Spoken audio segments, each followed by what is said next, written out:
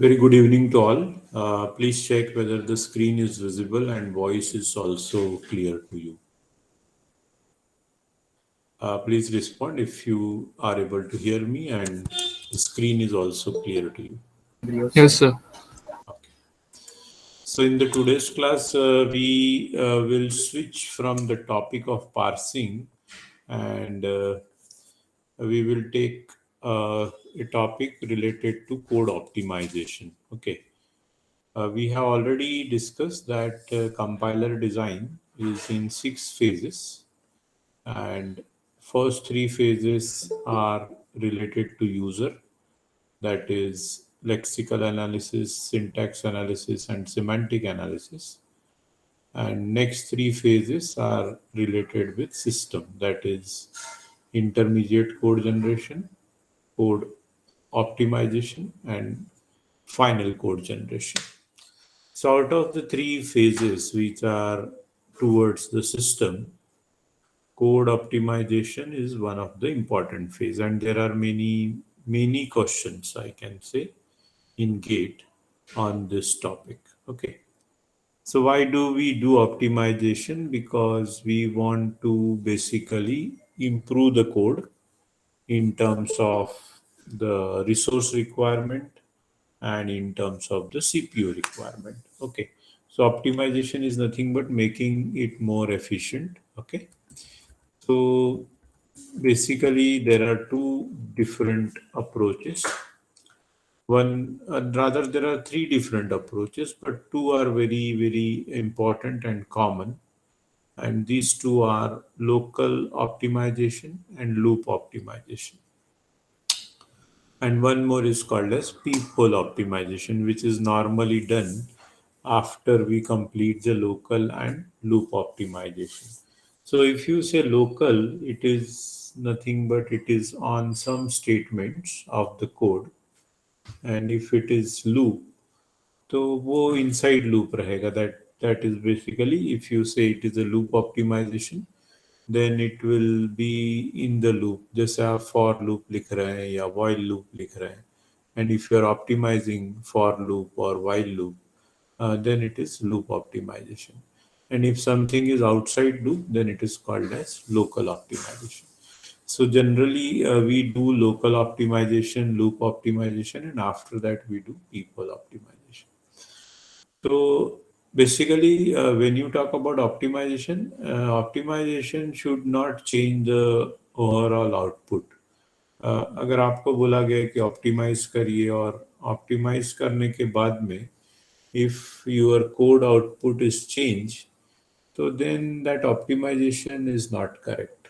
So optimization will be correct only if you maintain the same desired results. Okay, और code भी आपका efficient हो गया है, रिजल्ट सेम आ रहे हैं लेकिन कोड एफिशिएंट हो गया है.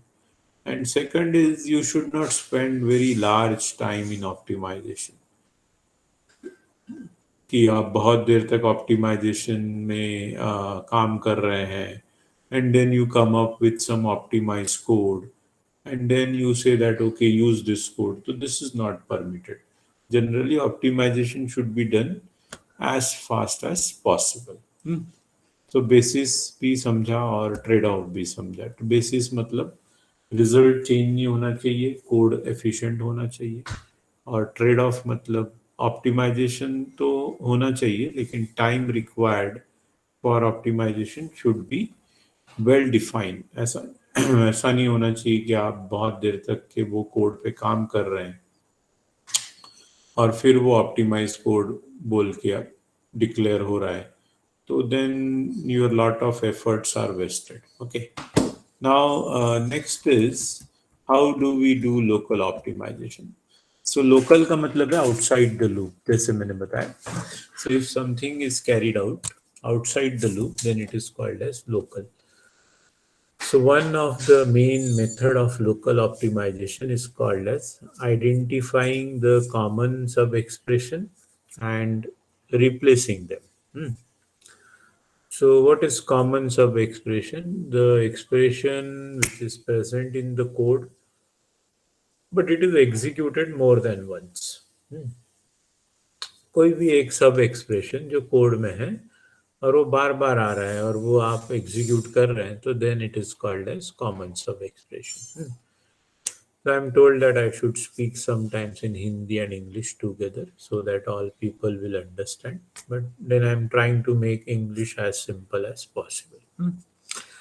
तो क्या होगा, जैसे a equal to B plus C star D और x is also equal to y plus c star d. Okay. So in this two expressions, what you see that कि सी स्टार डी जो एक सब एक्सप्रेशन है, part of expression है, it is repeated two times. एक बार ए में भी है और एक बार एक्स में भी है. So what normally you do before you come to the code optimizer, you write the intermediate code, and intermediate code is generally in the form of three address. TAC बोलते हैं उसको, थ्री एड्रेस कोड. तो three address code का एक basic property है कि it will have generally it will have three operand. जैसे आप देख रहे हैं T1 equal to C star D लिखा है, तो it is a form of three address code. One is operand 1, one is operand 2, and a third is result. So T1 is result, C is operand 1, and D is operand 2. So what you are doing here is basically you are converting this A equal to B plus C star D into T1 equal to C star D and T2 equal to B plus T1. I think everybody is understanding this. Okay. उसी तरीके से आप फिर से x को भी convert कर सकते हैं. Again T3 equal to C star D and T4 equal to Y plus T3. Now looking at this code, आपको ये तो समझ में आ रहा है कि C स्टार D दो बार लिख रहे हैं, एक बार T1 के साथ लिख रहे हैं और एक बार T3 के साथ लिख रहे हैं. But when the compiler is looking at this code, compiler is not reading it line by line. So compiler will require some data structure to basically check which expression or which common sub expression is repeated. So this is very important. Compiler should know which common sub expression is repeated. Okay. तो logically आप क्या कर रहे हैं कि आप ये देख रहे हैं कि कौन सा कॉमन सब एक्सप्रेशन है जो बार बार आ रहा है. और वो कॉमन सब एक्सप्रेशन को आप आइडेंटिफाई करके उसको नलीफाई करेंगे या उसको रिमूव करेंगे या फिर उसको यूज करके एक कुछ लॉजिक करके उसको ऑप्टिमाइज करेंगे. Okay. So there are some people joining now. Okay, not an issue.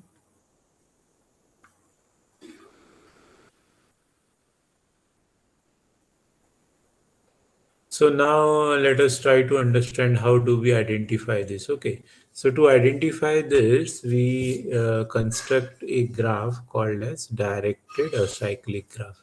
इसको बोलते हैं DAG. और DAG will be constructed from the leaf and it will be always going towards the root. यानी bottom up construction है और left hand side rule follow होता है. ठीक है. So if you look at this, I think I'm able to. So are you able to see some pointer on the screen? कुछ pointer दिख रहा है screen पे? जैसे मेरा hand दिख रहा है यहाँ पर screen पे आप लोगों को? Yes. Yes, sir. Okay. तो इसी से बताता हूँ थोड़ा, क्योंकि इस पर लिखना थोड़ा डिफिकल्ट है. So DAG is directed acyclic graph. और कंस्ट्रक्शन होगा लीफ से रूट की तरफ जाएंगे हमेशा. तो पहले लीफ नोड लेंगे और फिर रूट नोड लेंगे. तो जनरली क्या होता है कि जैसे एक एक्सप्रेशन है a प्लस बी, तो in that expression what you will do is you will take plus as root. Okay, suppose there is the expression a plus, so a plus, what you will do, you will take plus as root.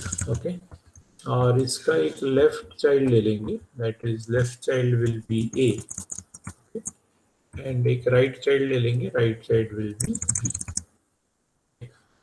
और ये tree ऐसा दिखेगा आपको, right? Left is A and right is B and root is plus. तो इसको बोलेंगे directed acyclic graph. Okay, and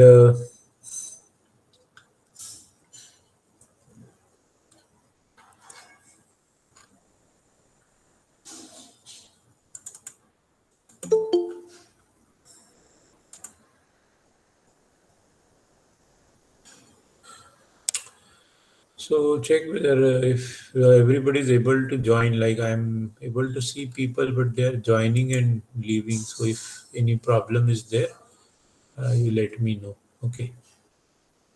अभी आ रहे हैं लोग.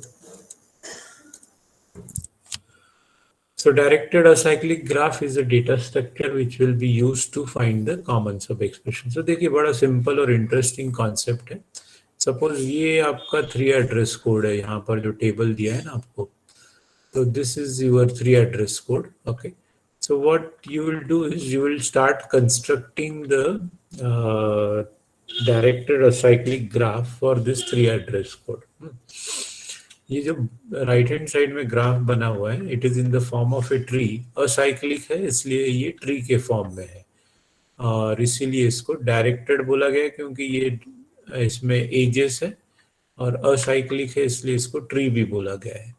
सो T1 इक्वल टू 4 इंटू आई. यहाँ पे देख सकते हैं ये 4 है. ओके, ये आई है, और यहाँ पे इंटू साइन दिया है जो ऑपरेटर है, और यहाँ पे इसका इक्वल टू साइन के पहले जो ऑपरेंड है वो दिया है, that is T1. So T1 equal to 4 into I. अभी आगे चलेंगे तो आपको फिर से एक और एक्सप्रेशन दिख रहा है, that is T4 equal to 4 into आई.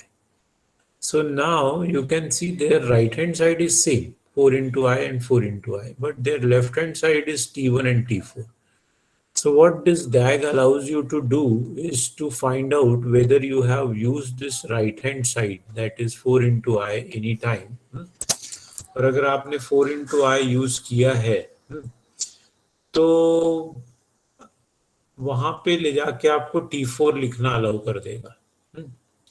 देखिए क्या लिखा है, एक T1 लिखा है और एक T4 लिखा हुआ है, दो चीजें लिखी है. T1 भी लिखा है और T4 भी लिखा है. So this becomes the common sub expression. Okay, this becomes the common sub expression. Okay,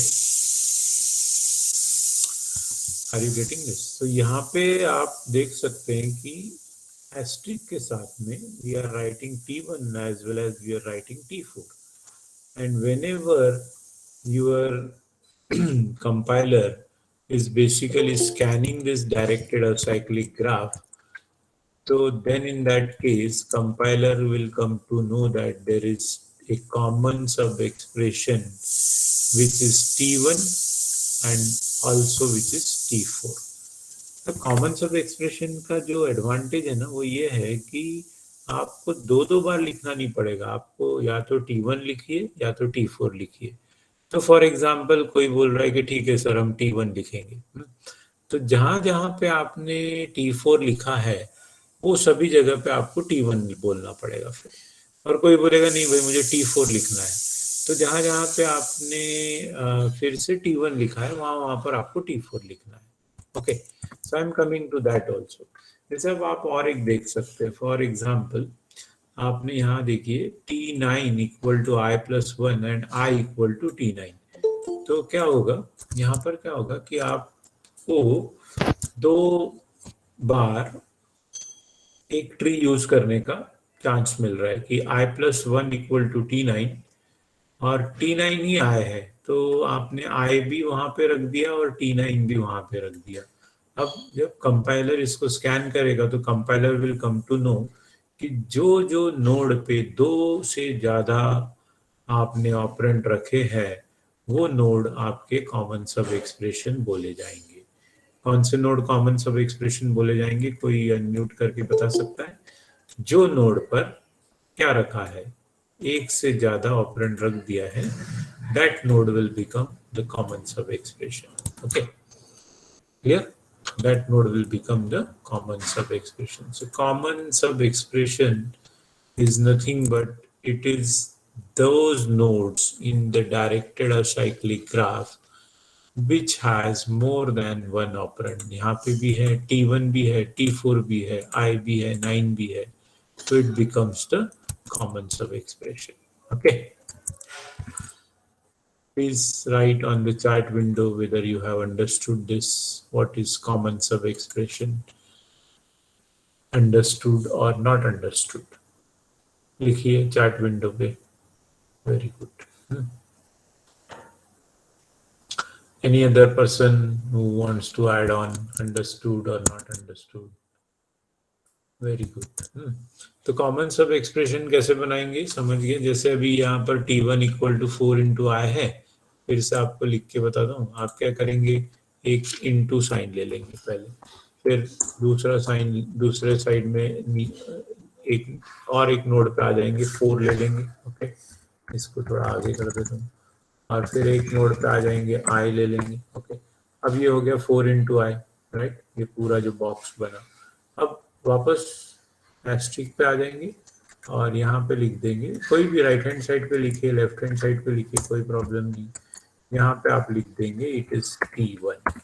okay, तो अब जब भी कंपाइलर ये चीज को स्कैन करेगा तो compiler will come to know that 4 × I is T1। जैसे आपने यहाँ पे T4 लिख दिया और साथ में तो ये क्या बन गया, this becomes your common sub expression। Okay, this becomes your common sub expression। Okay, तो जहां पे भी आप मोर देन वन ऑपरेंड लिख रहे हैं वो एंटिटी क्या कहलाएगी, वो एंटिटी कहलाएगी कॉमन सब एक्सप्रेशन। ओके, वैसे ही आप यहाँ पे भी देख सकते हैं I और 9। तो एक सिंपल क्वेश्चन आता है गेट में कि how many common sub expressions are there in this code. अब देखिए, ये ऐसा नहीं, आपको यही नहीं देखना है कि आप सिर्फ राइट हैंड साइड देख के कॉमन सब एक्सप्रेशन फाइंड कर ले। आपको ये भी देखना है कि कहीं पे आपका लेफ्ट हैंड साइड सिर्फ राइट हैंड साइड बोल के यूज हो रहा है क्या। ये लेफ्ट हैंड साइड है T9 और ये राइट हैंड साइड बोल के यूज हो रहा है, तो भी ये कॉमन सब एक्सप्रेशन कहलाएगा। अब कॉमन सब एक्सप्रेशन का यूज देखिए क्या कर रहे हैं। तो कॉमन सब एक्सप्रेशन में आप क्या कर रहे हैं कि let me take this content on this slide on दिया। एक बार ट्राई करता हूँ, यहाँ पे आ सकता है क्या, यहाँ नहीं आ रहा। तो कॉमन सब एक्सप्रेशन में आप देखेंगे कि T1 इक्वल टू 4 × I ये आपका कॉमन सब एक्सप्रेशन था। T1 इक्वल टू 4 × I ये आपका कॉमन सब एक्सप्रेशन था और T4 इक्वल टू 4 × I ये कॉमन सब एक्सप्रेशन था। तो what you will do now, you will cut this T4। Okay, अब ये T4 नहीं रहेगा आपके पास में। और अब जहां जहां पे T4 यूज हो रहा है, जैसे यहाँ पे T4 यूज हुआ है। Okay, let me come up with hand. यहाँ पे T4 यूज हो रहा है तो यहाँ पे आप T1 लिखेंगे। ओके, वैसे ही जहां जहां पे अगर T9 इक्वल टू I+1 है और I इक्वल टू T9 है तो आपको वापस I इक्वल टू T9 लिखने की जरूरत नहीं है।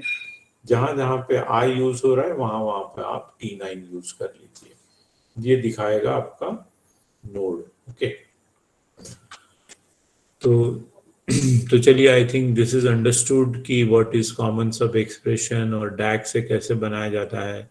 So DAG will be constructed from leaf to root. Okay, and leaf to root construction में आपको कॉमन सब एक्सप्रेशंस वहां पर मिलेंगे जहां पे मल्टीपल ऑपरेंड्स आपके पास में रहेंगे। ओके, राइट, मल्टीपल ऑपरेंड्स आपके पास रहेंगे। Let us go to the next topic.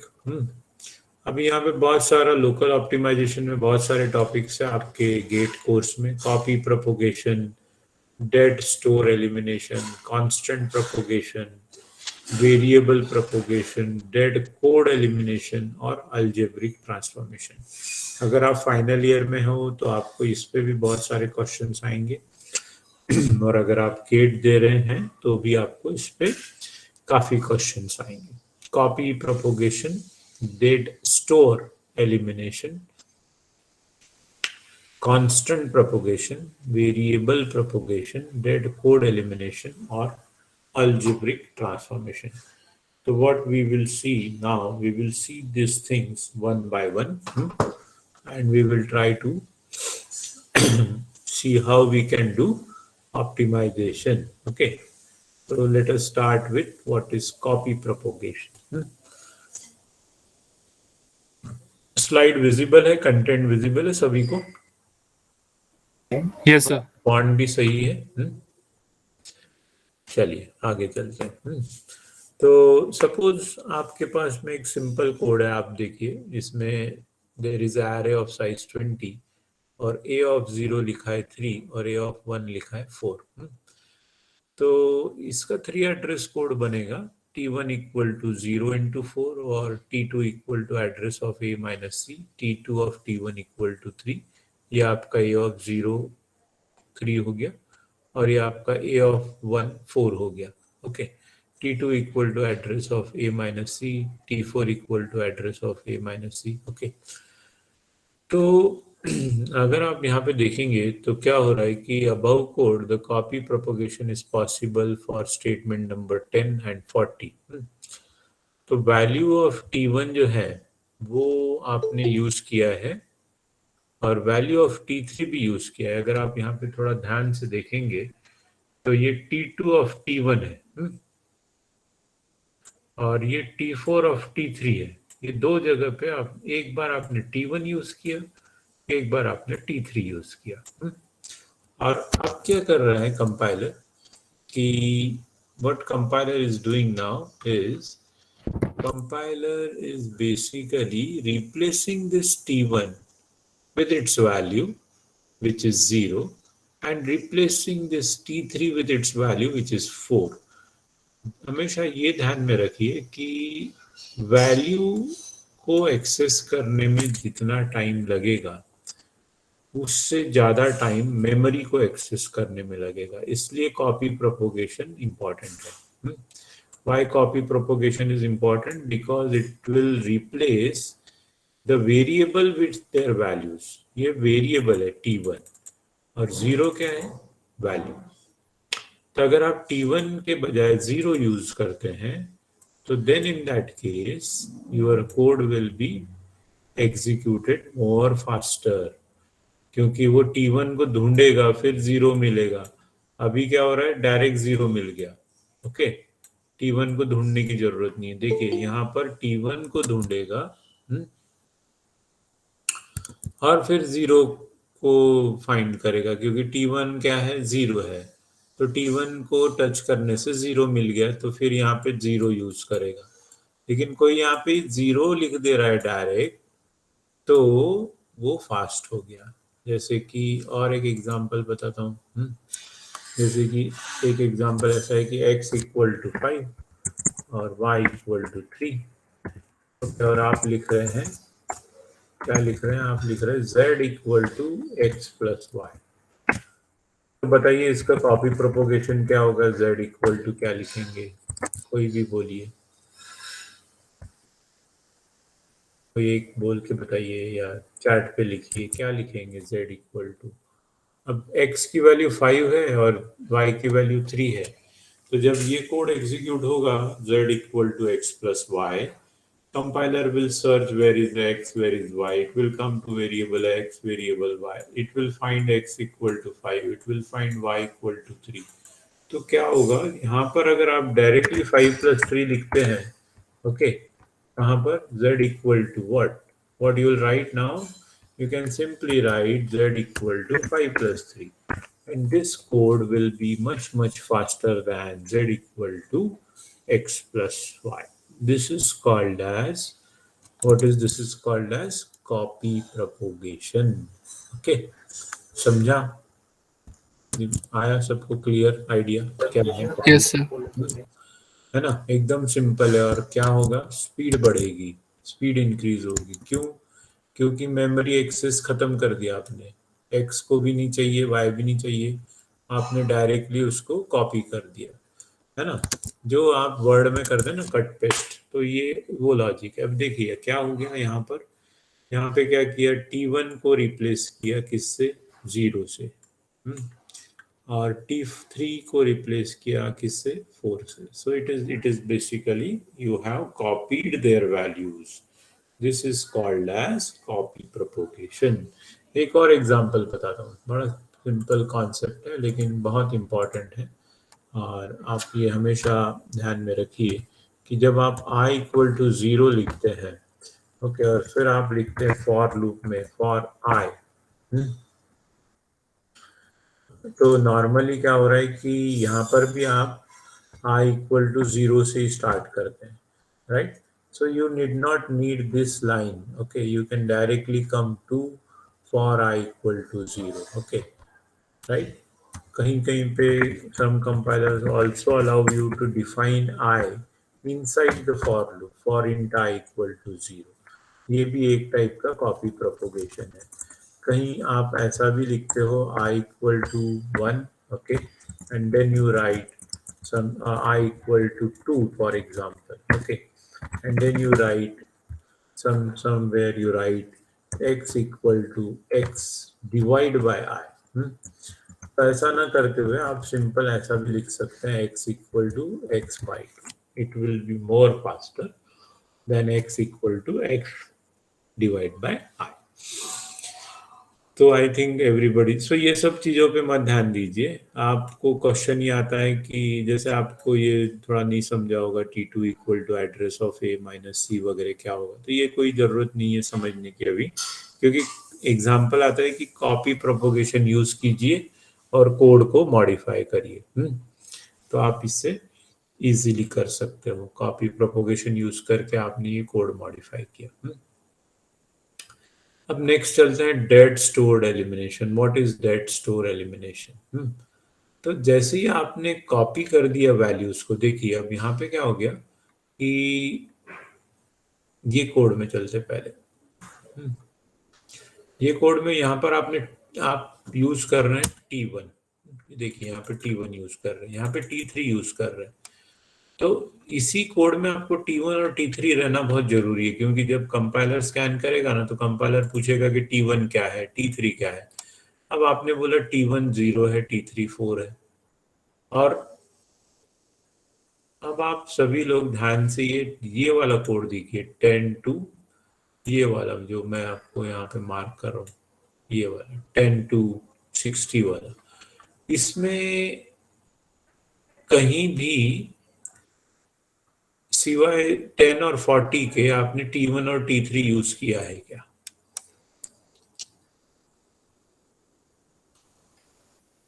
ये कोड देखिए 10 to 60, and in this code you have never used T1 and T3 anywhere except 10 and 640. T2 में भी T1 कहीं यूज नहीं हुआ, 30 में भी यूज नहीं हुआ, 50 में भी यूज नहीं हुआ, और 60 में भी यूज नहीं किया. तो कंपाइलर क्या करेगा, कंपाइलर बोलेगा कि देखिए कि compiler will say that I don't need this 10 and 40 at all because I am never using them anywhere in my code, and now my code will look like simple T2, T2, T4, T4. This is called as dead store elimination. Dead store is that store which is never used in the computation. Dead store क्या होता है? That is the memory which is never used in calculation, and you can always delete that particular store from your code. बहुत सी बार आपको compiler respond करता है कि variable defined but never used. आया है आपको कभी ये एरर या ये मैसेज? Yes, variable sir. है ना, variable defined but never used, है ना. तो that is the idea of dead store. क्या आपने वेरिएबल को तो डिफाइन कर दिया बट कभी यूज नहीं किया, तो that basically can be eliminated from your code. You are unnecessarily consuming the memory. Okay, getting it? This is dead store elimination. तो चलिए आगे चलते हैं। ये तो मेरे ख्याल से दोनों समझ में आ गया कि पहला ये भी समझ गया कि what is copy propagation, and then you have also understood that once you do the copy propagation, you will also do the elimination of dead store. Okay. अभी नेक्स्ट कॉन्सेप्ट है what is constant propagation. So constant is that particular entity which never changes. And variable is that particular entity which keeps on changing. So now let us try to understand what is constant propagation, what is variable propagation, and how it helps in speeding up the code. So sometimes it is also called as constant folding optimization. In the above example, use of constant 0 was propagated to T0 and use of constant 4 was propagated to T3. This kind of propagation is referred as what? Constant propagation. देखिए ये क्या किया आपने, यहाँ पर आपने T1 को 0 से रिप्लेस किया और यहाँ पर आपने T3 को 4 से रिप्लेस किया. इसको बोलेंगे कांस्टेंट प्रोपोगेशन, या इसको ये भी टर्म दिया गया है, the term is constant folding optimization. यानी आपने क्या किया, उसको basically instead of using it through a variable यानी x इक्वल टू 0 बोलने के बजाय आप डायरेक्टली क्या बोल रहे हैं, 0. Next is variable. ये बड़ा इंटरेस्टिंग है, variable propagation. So variable propagation के लिए एक छोटा एग्जांपल लेंगे. d equal to a if a is greater than 10, e equal to something, और एक सिंपल एग्जांपल. तो इसका 3 एड्रेस कोड बनेगा. d equal to a if a is greater than 10 go to 40, otherwise go to 60. ये simple आप जो if है ना वो यूज कर रहे हैं. यानी अगर ये कंडीशन ट्रू है तो यहाँ जाइए, कंडीशन फॉल्स है तो यहाँ जाइए. ओके. और नहीं तो फिर दोनों का एक कंपोनेंट होने के बाद एफ पे आएंगे. ठीक है. तो how do we write this, d equal to a if a greater than 10 go to 40. 40 पे क्या लिखा, अगर ट्रू है तो क्या लिखेंगे, E equal to D plus B, और अगर फॉल्स है तो go to 60. Okay, that you will write E equal to D plus C. और 40 एग्जीक्यूट करने के बाद गो टू 70, और नहीं तो फिर कंटिन्यूअस 70. अब क्या कर रहे हैं कि आप इसको थोड़ा मॉडिफाई कर रहे हैं. So how you are modifying it? Just look at this. Very interesting. तो क्या किया, a greater than 10 go to 40, otherwise go to 60. And at 40 we are writing e equal to. Now look at this very interesting concept. What is d? d is equal to a. ये यहाँ पर है पहले.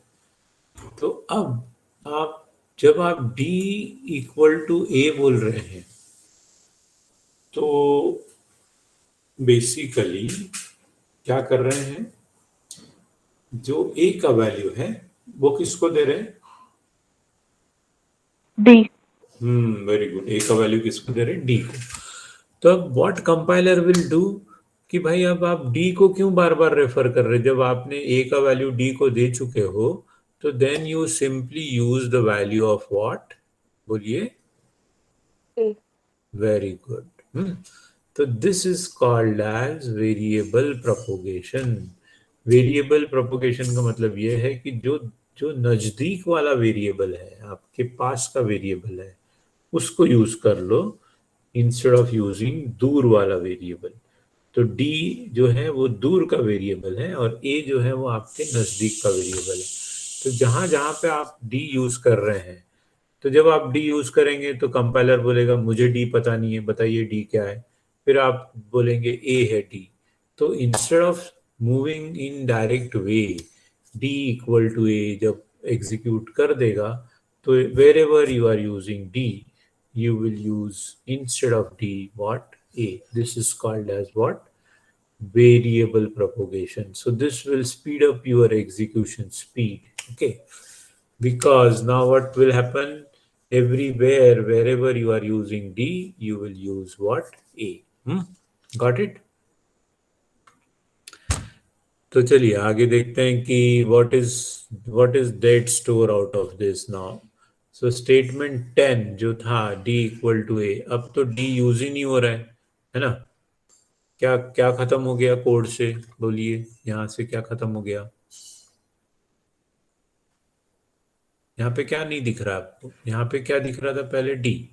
तो D का importance था because d was use here. Now there is no d in this from 20 to 70. So D is not required at all, and then you can simply remove this D equal to A, and you can see that what we have done here, it is called as elimination of what, dead store. ये यहाँ पे बताया था ना पहले, date store elimination, वही किया आपने यहाँ पे भी, डेट स्टोर एलिमिनेशन. देखिए कितनी चीजें पढ़ लिया. फिर से वापस आते हैं, पहले पढ़ा कॉपी क्या होता है, फिर बोला डेट स्टोर क्या होता है, ठीक है. फिर वेरिएबल प्रोपोगेशन बताया. अब वेरिएबल प्रोपोगेशन करके भी फिर से आप क्या कर सकते हो, डेट स्टोर एलिमिनेशन. समझ रहा है सबको? है ना. बड़ा सिंपल है, बहुत कॉम्प्लिकेटेड तरीके से दिया हुआ है बुक्स में, लेकिन कॉन्सेप्ट एकदम सिंप्लीफाई करके बता रहा हूँ आप सभी को. तो I think everybody is getting all this things now. समझ रहे हैं सबको? थोड़ा बोलिए. Yes sir. है ना. और अच्छे से समझ रहा है, क्योंकि अब देखिए इसमें क्या हो रहा है कि एग्जाम्पल के साथ में आपको बताया मैंने कि कैसे मूव होता है, फिर कैसे रिमूव होता है, और फिर रिमूव होने से क्या हो रहा है कि आपका कोड ऑप्टिमाइज हो रहा है. कोड ऑप्टिमाइज होने का मतलब क्या है कि आपका जो कोड का साइज है वो कम हो रहा है, और कोड का साइज कम होने से क्या होगा, आपकी कोड की एग्जीक्यूशन स्पीड बढ़ जाएगी. जैसे ही आपके नंबर ऑफ इंस्ट्रक्शंस कम हो गए तो आपका कोड का जो स्पीड है एग्जीक्यूट होने का वो आपका बढ़ जाएगा. तो basically what you are doing is you are just scanning the code, analysing it, and every time you do some optimization. Okay, let us move ahead. तो अब next is, what is next is dead code elimination. यानी अब क्या हुआ कि कभी आपको ऐसा भी एक एरर आएगा कि the code is present in the program but never reached, और sometimes you will get this error, code never reached. आया है किसी को ऐसा error? Variable used, variable defined but not used, ये तो बहुत बार आया है. बट कभी ऐसा भी आ सकता है आपको एरर कि the code is never used. आपने लिख तो दिया है बट कभी यूज नहीं हो रहा है. तो देखिए इसमें कैसा लॉजिक क्या है. So part of the program segment which is never reached during the execution is called as what, dead code. ये प्लेसमेंट में भी बहुत बार आते हैं ऐसे क्वेश्चन कि whether if statement will be executed any time. क्या कोई बता सकता है कि if statement will be executed any time होगा या नहीं होगा कभी?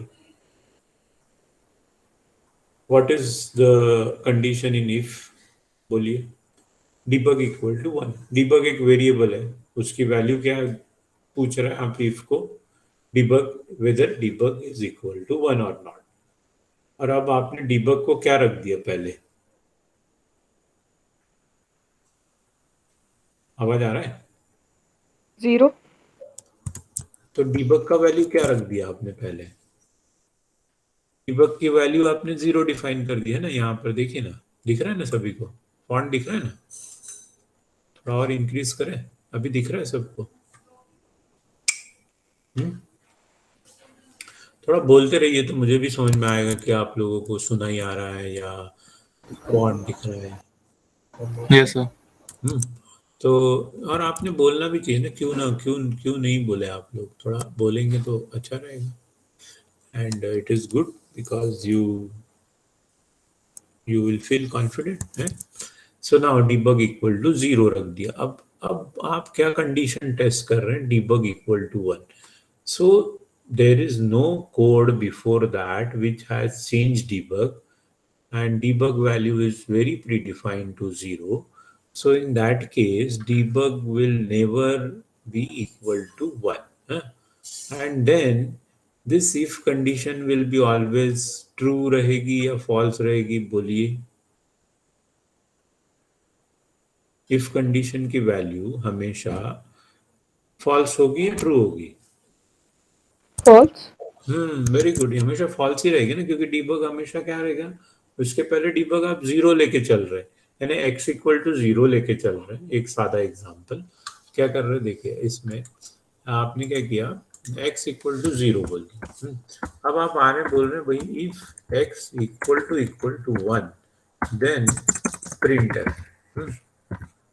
तो जब आप x equal to zero define कर रहे हैं और फिर आप बोल रहे हैं x इक्वल टू वन, तो in that case this printf will never execute because you started with x equal to 0, and this is called as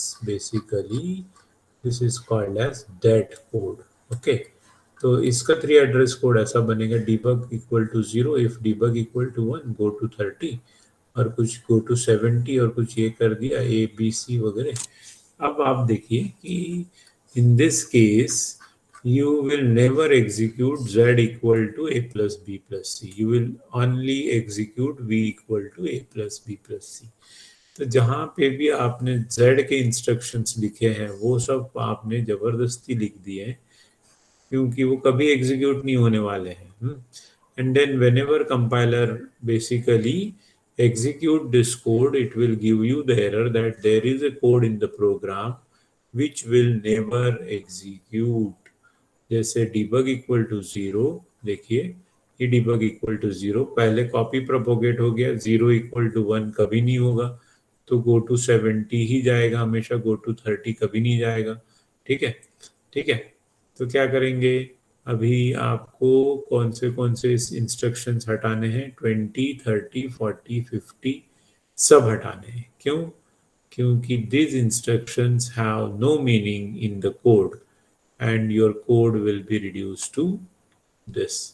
अब इसमें कुछ और हो सकता है क्या, कि यहाँ पर कोई स्टोर एलिमिनेट हो सकता है.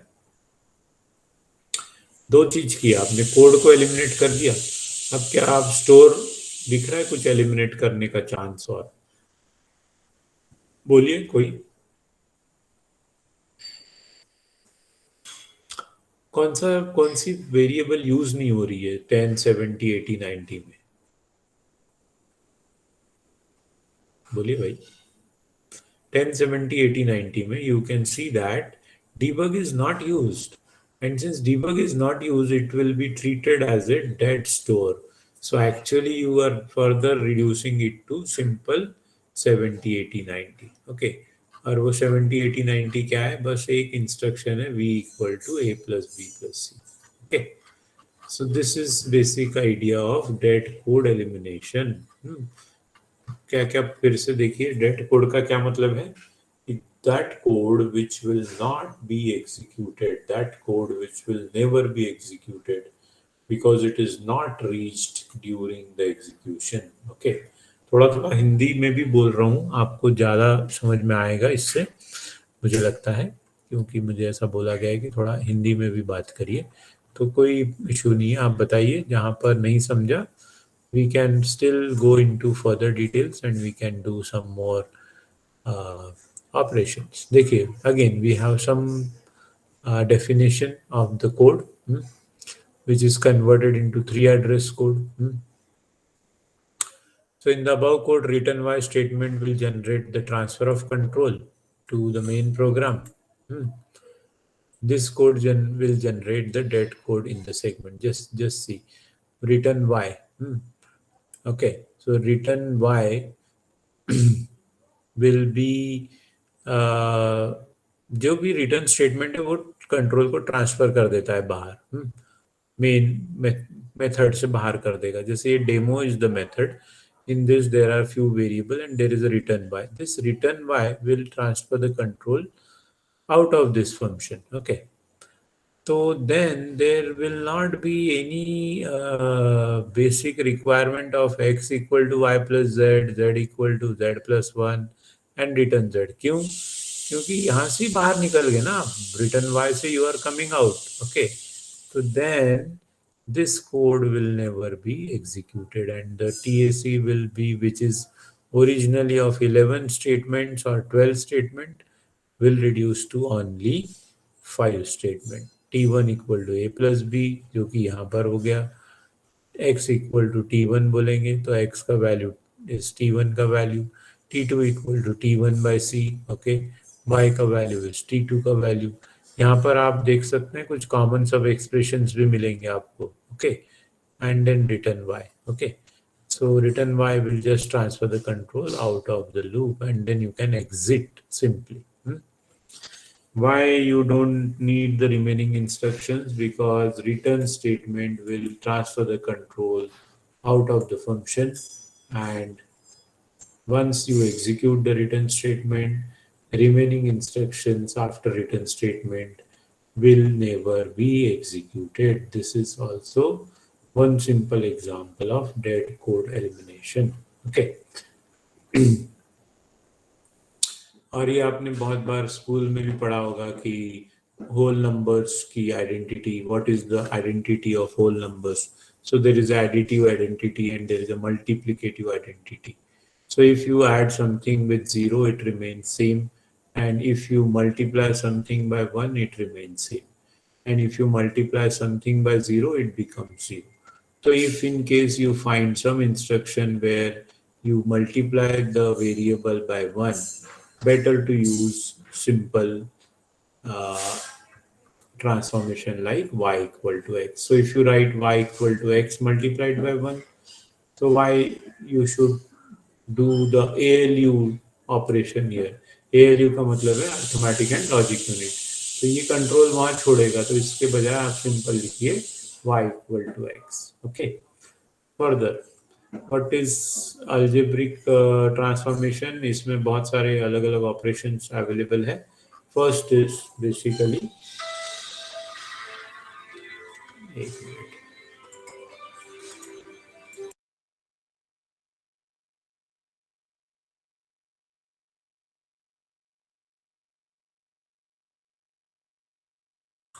yeah, so algebraic transformation means like either you replace x plus 0 by simply, if you write x plus 0, then if you have y equal to x plus 0, then you simply write y equal to x.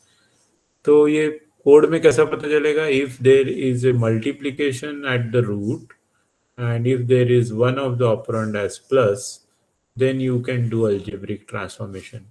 If there is addition at the root and one of the operand is 0, then you can do the simple identity, and if that is basically, you can simply replace that by x. Okay, so अगर आपने ये भी सुना होगा कि there is a bitwise operator, तो वो भी बहुत अच्छा कॉन्सेप्ट है. Bitwise operator in C and C plus plus Java, you have many bitwise operators. So if you multiply, then you do some shift that is called as right shift, and if you add, then you do some shift called as left. If you divide, then you do some shift called as left shift. देखिए x equal to y equal to x multiplied by 2 अगर आप कर रहे हैं, तो it is better you do y equal to x plus x, which it will be more faster than y equal to x multiplied by 2. And if you are doing y equal to x multiplied by 32, 32 is 2 raised to power 5. So then you can do 5 shift. And if you do y equal to x divide by 8, 8 is 2 raised to 3. So then you can do 3 shift to left or 5 shift to right. Shift right का मतलब है multiplication and shift left का मतलब है division. Okay, this you must have studied during your C language concepts. Okay, so basically this is related to a few concepts on local optimization. Local optimization का मतलब है कि आप loop में नहीं जा रहे हैं. लोकल ऑप्टिमाइजेशन का मतलब है कि आप सिर्फ वो पर्टिकुलर इंस्ट्रक्शंस यूज कर रहे हैं जो आउटसाइड लूप है.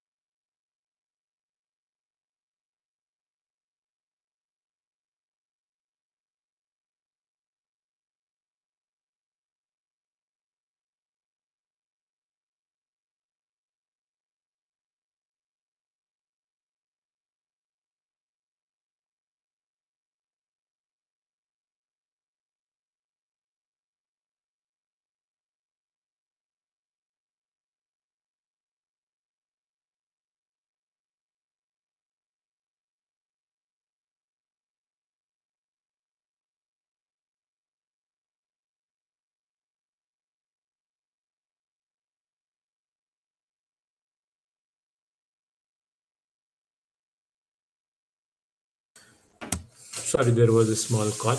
Okay, so basically, when we talk about the local optimization will be carried out outside the loop. Okay, or if you talk about loop optimization, it will be carried out inside the loop. तो चलिए अभी next देखते हैं कि what is loop optimization. I will be sharing you one more small screen so that you will get what is loop optimization.